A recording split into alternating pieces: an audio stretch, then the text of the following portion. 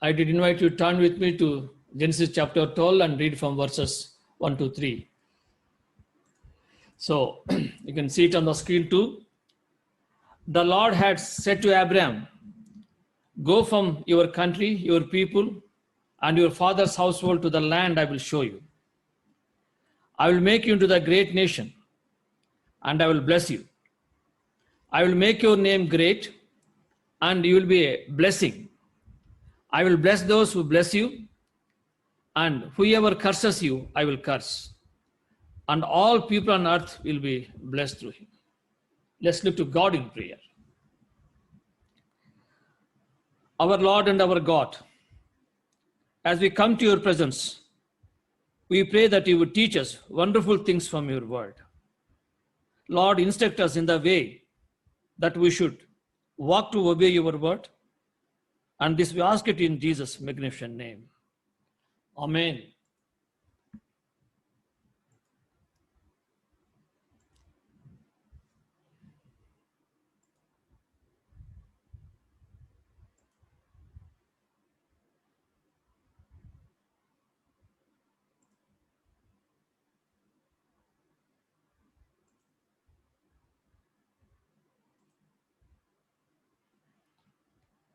So, dear friends, you can see some of the clippings on the screen. This 2000 years old building was built by King Herod the Great and considered to be the oldest continually used prayer structure in the world. It is referred to as the Abraham tomb by Muslims and Palestinians, and the tomb of patriarchs or the cave of the patriarchs by Jews and Israelis. This structure is said to be the tombs of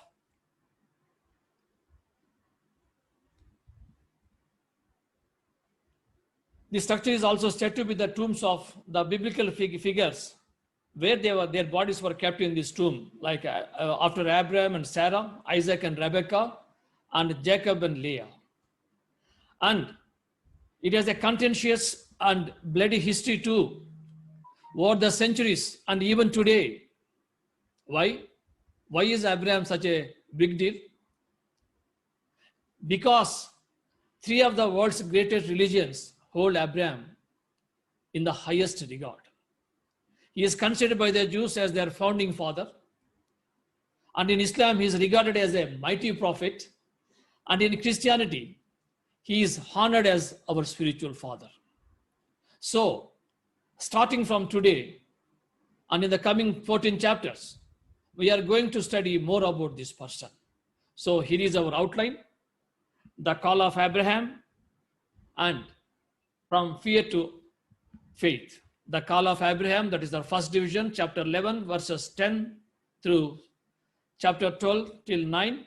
And the second division, from fear to faith, chapter 12, from 10th verse to 20. Friends, so far, the first 11 chapters, what we read is a world bent on rejecting God and his rule. And Adam and Eve sinned, and the world is cursed because of their sins. Then the scene moves forward to the days of Noah. And the people are so wicked that God must destroy the earth and start over. Then the scene moves again forward, and we read about the peoples of the earth coming together to make a name for themselves by building a great tower in Shinar. God is doing here something that is much evident, because judgment should burn through the earth, because God has already given 3 opportunities for obedience, and yet the world is sinning against him. Surprisingly, rather than final judgment, God is choosing, or God is zeroing in on one family and one line. God chose Shem. And our Bible reading starts with the phrase, "This is the account of Shem." So far in Genesis, we have seen out of 10 accounts, we have seen the heavens and the earth, the account of Adam, the account of Noah, and the account of Noah's sons. Now we are going to see the account of Shem and also one more account of Terah that starts from 27th verse. 2 years after the flood, we have seen in our previous chapters, 2 years after the flood, that from the line of Adam to Noah, biblical scholars have calculated it is 1,650 years. Now, 2 years after the flood now it is 1,658 years that we are going to add 2 more years for this. The creation of Adam, and it gives us a list of family lines that goes for 10 generations. And after he became the father of Arphaxad, Shem lived 500 years and had other sons and daughters. Then Arphaxad had lived 35 years. He became the father of Shelah. And after he became the father of Shelah, Arphaxad lived 403 years and had other sons and daughters. Friends, if you remember, we read a long list of names in chapter 5 and chapter 10. Of course, chapter 10 is the table of the nations. Now, we come to another long list of names in chapter 11. So, in Genesis chapter 5 and chapter 11 are similar in number of ways. And here we can see some of the similarities. We find interesting that from Adam to Noah is 10 generations. From Shem to Abraham is another 10 generations. And both end with key figures in salvation history. Chapter 5 ends with Noah and chapter 11 ends with Abraham. And both lists end with the reference of 3 sons. Now but there are some differences also. In chapter 5 we see and hear the repetition of the formula. He lived, he became the father, and he died. And in chapter 11, repeats only part of the same formula. He lived, he became the father of, and only once does it make a reference to death in verse 32. So meaning what? Meaning that Genesis chapter 5 hammers home the message that the wages of sin is death. So, what is the message of Genesis chapter 11? As we will find out, it is the message of God's gracious choosing and judgment on man's sin. And as we consider this genealogy, from the standpoint of the flow of biblical history, there are 3 facts that stand out very clear. That is God gracious choosing, the decrease in the years of man's life, the necessary preparation of Abraham's faith. Let's go to the first point. God's gracious choosing, or the narrowing of the line of grace. The first fact that stands out is that our God is a choosing God. He chooses some and not others. And we see this all through the Bible. Don't miss the point here. Adam had other sons, but God chose Seth. Lamech had other sons, but God chose Noah. Noah had other sons, but God chose Shem. Shem had other sons, but God chose Arphaxad. Terah had other sons, but God chose Abraham. God continually narrowed the lines across the generations. The biblical theologians will call it as a doctrine of elections. He chooses some, others he does not choose. As for Matthew, many are called, few are chosen. The fact remains that our God is a choosing God. Next, the decrease in the man's life. Our passage also speaks about judgment on man's sin. We see this when we compare the lifespans which are on the screen. So let's start by looking at the lifespans of Genesis chapter 5. On average, if you calculate, except with the exception of Enoch, on the 9 people, the average lifespan is 912 years. So the lifetime given for the patriarchs, the book of Genesis, are around 900 years. Yet, as already mentioned, Genesis chapter 5 hammers home the message that they all died. Truly, as the Bible tells us, the wages of sin is death. Now the question, is it any different in Genesis chapter 11? Genesis chapter 11 does not use the word death. And however, chapter 11 goes beyond this. Not only does everyone die, but everyone dies sooner, more quickly than they did before the flood. Shem may have lived 600 years, but his children lived shorter lives. Shem's son Arphaxad, for instance, died so young, he was only 438 years old. As for Nahor, he was a mere youth when he died at 140 years. Do you see how the number of man years have been going steadily down? From 900 years to 400 years, to 120 years to 80 or 70 years. We need to keep it in mind what God said in Genesis chapter 6. The judgment he pronounced just before the flood. My spirit will not content with the man forever, for he is mortal. His days will be 120 years.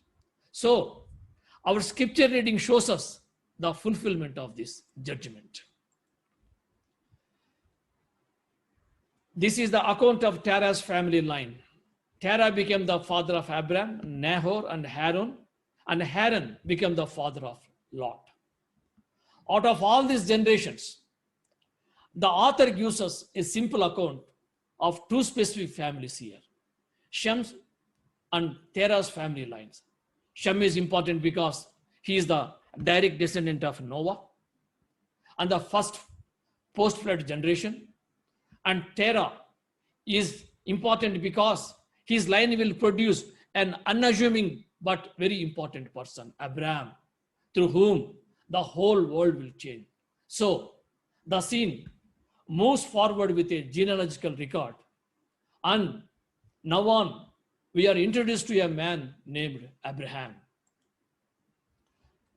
The necessary preparation of Abraham's faith. While his father Terah was still alive, Haran died in Ur, in the land of his birth. Now Sarai was childless because she was not able to conceive. Terah took his son Abraham, and together they set out from Ur to go to Canaan. Terah lived 2,500 years and he died in Haran. Friends, if we stop and consider what it means, the last few verses of Genesis chapter 11 are all about death, loss, and a series of separations in Abraham's life. Separation. He was separated from his homeland when he left Ur of Chaldees. Separated from his family when his brother and his father died. Separated from his destination when he stayed for many years in Haran. Separated from his dream when his life was unable to have children. Friends, any of these 4 separations would be a heavy burden for any man to bear. Taken together, they represent the shaping of his faith and his character through adversity. And looking back, we can see that these things were necessary in order to prepare Abraham to become the supreme biblical example of man of faith and the father of the Jewish nations. The Lord said to Abraham, go from your country, your people, and your father's household to the land I will show you. The faith of Abraham is immediately put to test. God asked Abraham to do 4 things. Leave your country. He would have to leave his land and go to a faraway country where everything was unfamiliar and he would be isolated. Next, leave your family. He would no longer have the support of his community. He would leave his culture and be a stranger in a strange land with a new food and customs. Next, leave your father's house. Abraham would no longer be able to depend upon his father. He would have to make his own way in the world all alone. And number 4, go to the land I will show you. God said that he would show him, which meant that he would not, that is, Abraham would not know it until he saw it. Friends, put yourself in Abraham's shoes. You are in the prime of life. You have got a good job. You have a home you like, friends you admire, neighbors who respects you. You have got a good future ahead of you. Wow, that is not an easy move to make. But Abraham was being asked to give up everything in order to follow God's call. So this was a risky decision, but God asks for full faith. Abraham has to trust God. Friends, this teaches us something very important for our walk with God. Obedience can only come from fully trusting in the Lord. On the other hand, let's take a look at what God was promising him if he did accept God's calling. God would promise 7 things. I will make of you a great nation. I will bless you. I will make your name great. You will be a blessing. I will bless those who bless you. Those who dishonor you, I will curse. In you, all the families of earth will be blessed. These promises also set up a clear contrast. The Lord promises that he will make the name of Abraham great. He will make the name of Abraham great. So what was the sin when the tower was being built by the peoples in our last week lesson? The people were trying to make a name for themselves. God, friend, judges those who try to make a name for themselves. God judges those who try to make much of themselves. But those who will humble themselves before the Lord, God will lift them up. God will bless all people on this earth through Abraham. This was God's promise of Messiah. So, what was Abraham's response? Take a look at 4-6.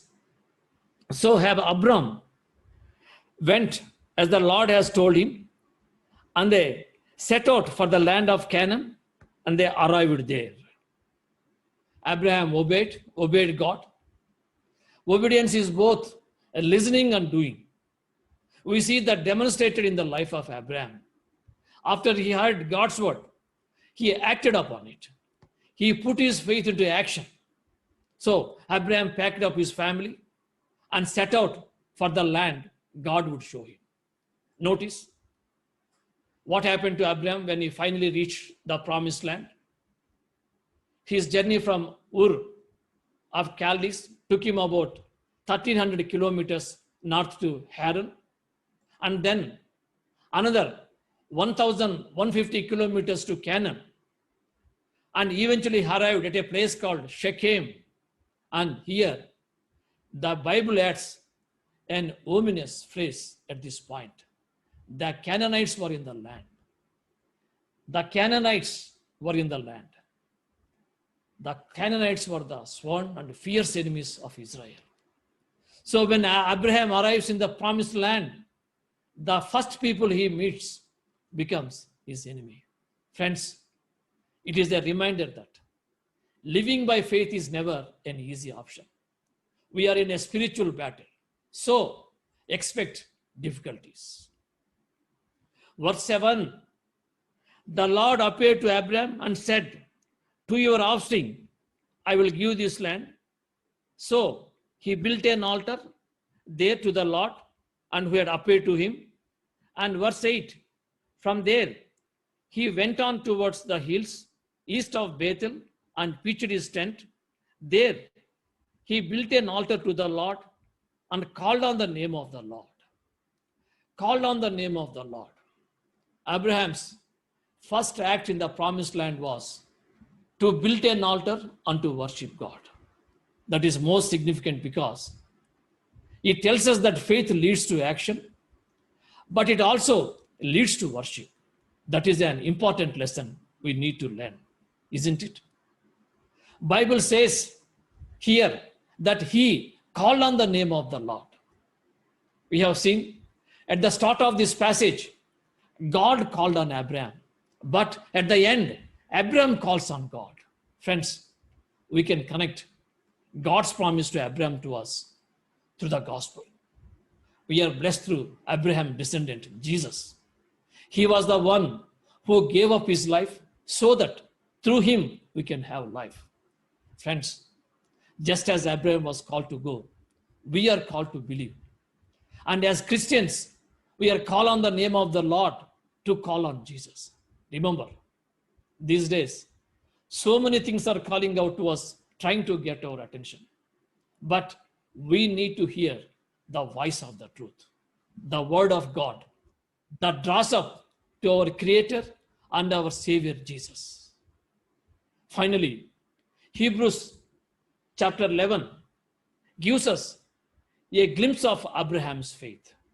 By faith, Abraham, when he called to go to a place he would later receive as his inheritance, obeyed and went, even though he did not know where he was going. Obeyed and went. So verse 8, Hebrew 11 says, obeyed and went. He may have doubted, but he went. He may have argued, but he went. He might have wondered, but he went. Friends, when God calls, the only proper response is to obey and go. Full obedience will only come when we have full faith in the Lord. Next, verse 10 tells, for he was looking forward to the city with foundation, whose architect and the builder is God. Abraham had faith because he was looking forward to the promises of God to a city that has foundations. His ways are not in this world. His hope was not in this life. So, dear friend, put your hope in Jesus. Have faith in God who promises an eternal inheritance. So, here is our first principle. Obedient faith hears God's word and acts upon it. Obedient faith hears God's word and acts upon it.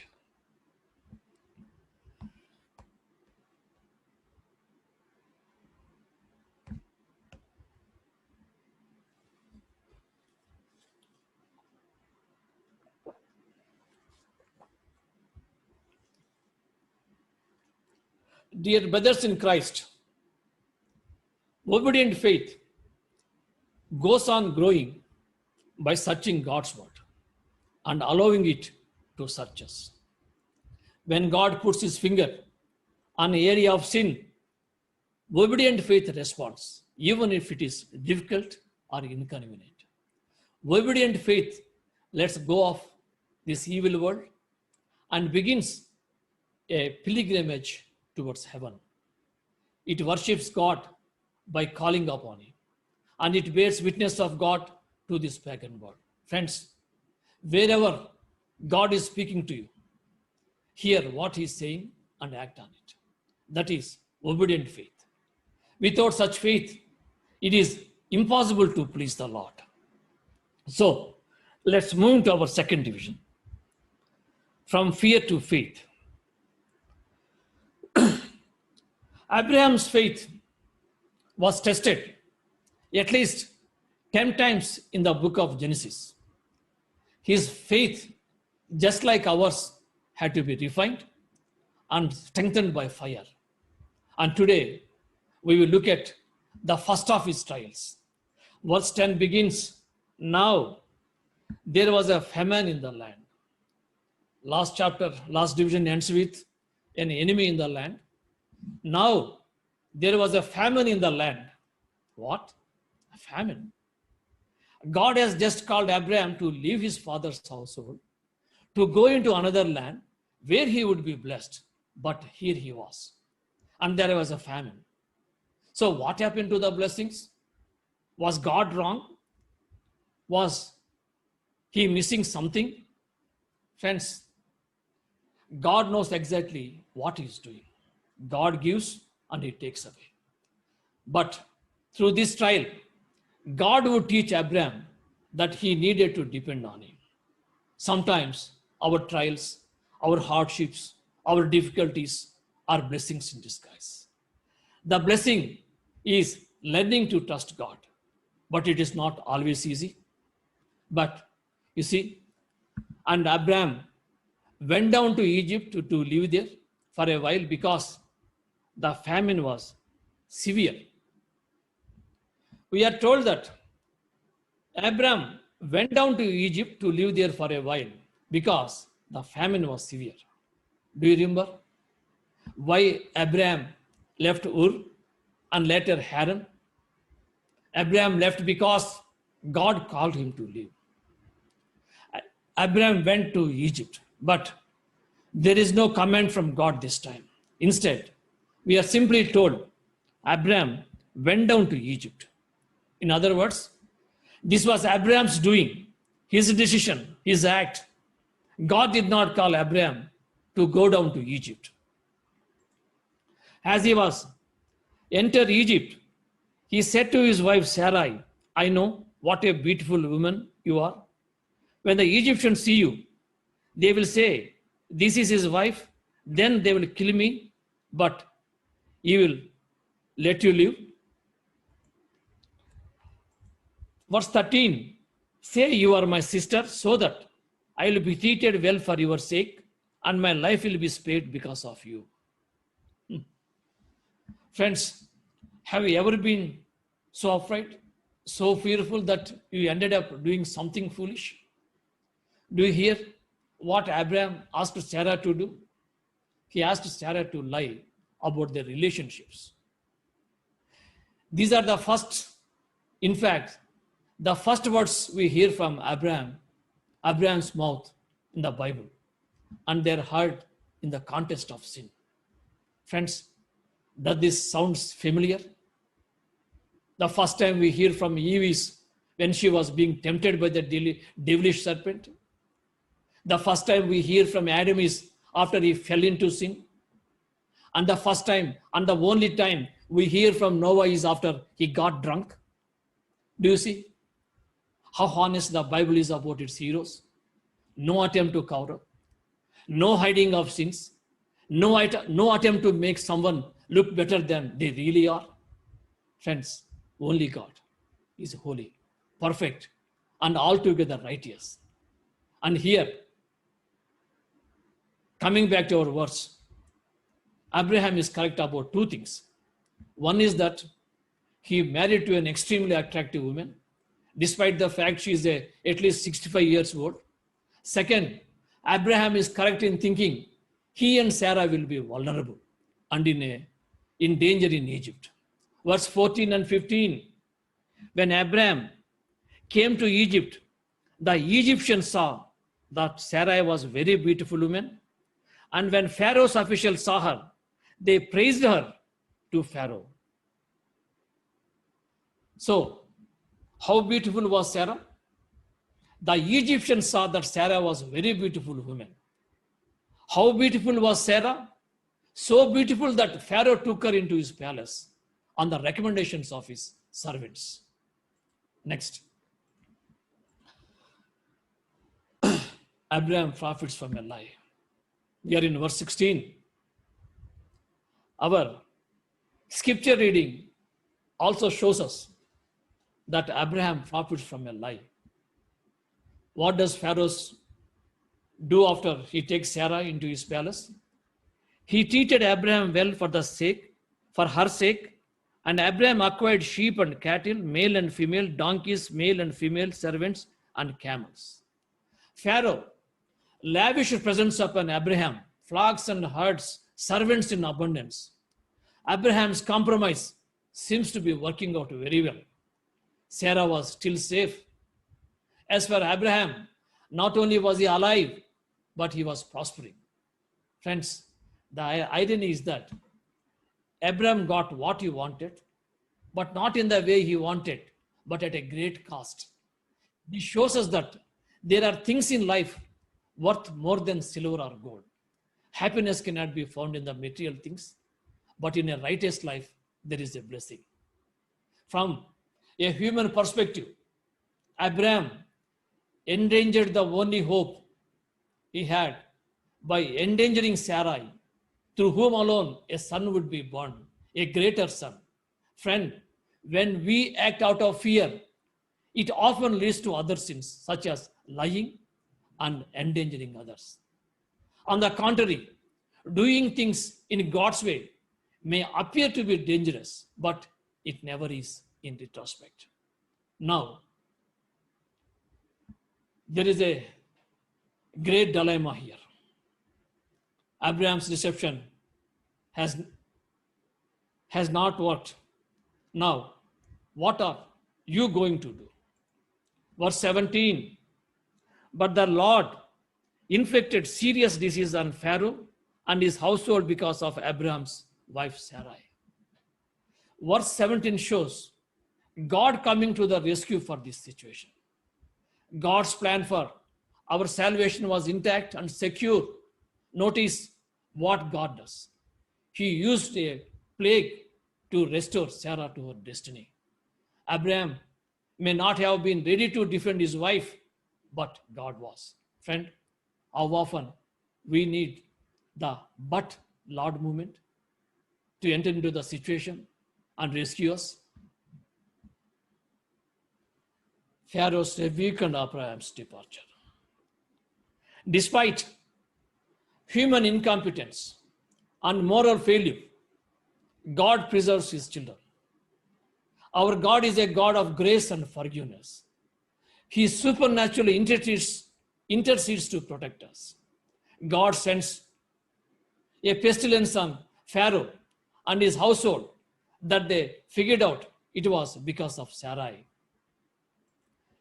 Foreign king was shocked by the patriarch's dishonesty in a matter of such gravity. So Pharaoh calls Abraham and asks him 3 questions are posed to emphasize the Pharaoh's dismay. What have you done to me? Why did not you tell me she was your wife? Why did you say she is my sister? Notice that there is no answer from Abraham. Abraham makes no defense. He does not try to justify himself. He has nothing to say. His mouth is shut. He is guilty and he acknowledges his sin. So, verse 19 and 20, now then, here is your wife. Take her and go. Then Pharaoh gave orders about Abraham to his men, and they sent him on his way with his wife and everything he had. Pharaoh gives him a little bit of grace here. He commanded his men to escort Abraham and Sarai out of the land. They were deported so that nothing bad would be happen to them on the way out. He also let Abraham keep everything what he had given to him. Perhaps he has done this after what had happened to Pharaoh, and Pharaoh feared the God of Abraham and recognized his power. So maybe sending Abraham out with a delegation of the gifts was his way to appease God. Wow, friends, what a close. God has truly delivered Abraham from the consequences of his sins. He was free now, and his wife Sarai was restored to him, along with more gifts that made him very wealthy. Remember, God is slow to anger and abounding in steadfast love, as he proved to Abraham with his mighty hand. He delivered Abraham from his sin. Friends, in the same way, God has delivered us by sending his son to suffer and die on the cross in order to take away all our sins. So Romans 8:32 says, he who did not spare his own son, but gave him up for us all, how will he not also, along with him, graciously gives us all things? So here is our second principle. Adversity is God's most effective tool to develop a strong faith. Adversity is God's most effective tool to develop a strong faith.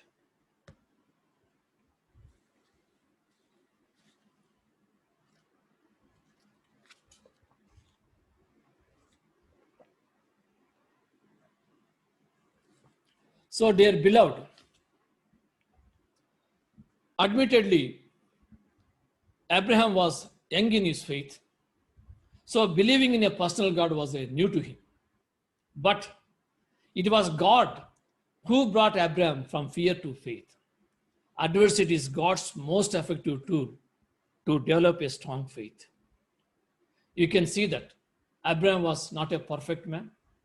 He was a sinner like you and me, and he will stumble sometimes, and we will see it a few more times in our forthcoming lessons.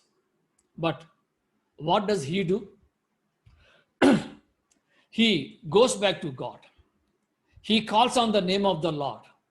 This does not mean we should sin more and use God as some magic eraser, but this should encourage us to be faithful and not to be afraid to come to God when we do stumble, for healing, forgiveness, reconciliation, and peace. Friends, there is no sin that you have done that is too big or too many for God to forgive. Do not be afraid to come to the Lord. We have all done stupid things. We have all done shameful things because of sin. But they are forgiven and forgotten in one person, that is in Christ, the seed of Abraham. So call on the name of the Lord. Call on the name of Jesus Christ at any time and all the time, in the good times and especially in the hard times, and he will bring you from fear to faith. So let's pray. Our Heavenly Father, we thank you for this thrilling truth of your word. Father, help us to live with the bold, daring faith of Abraham and come back to you as many times in good times, especially in our tough times, because you are gracious and loving God. You will never leave us nor forsake us. Lord, show mercy on us that we may not settle down before we have reached the destination to which you have called us. In Jesus' precious name I pray. Amen. So thank you, friends. Class is dismissed. We are going to meet next week.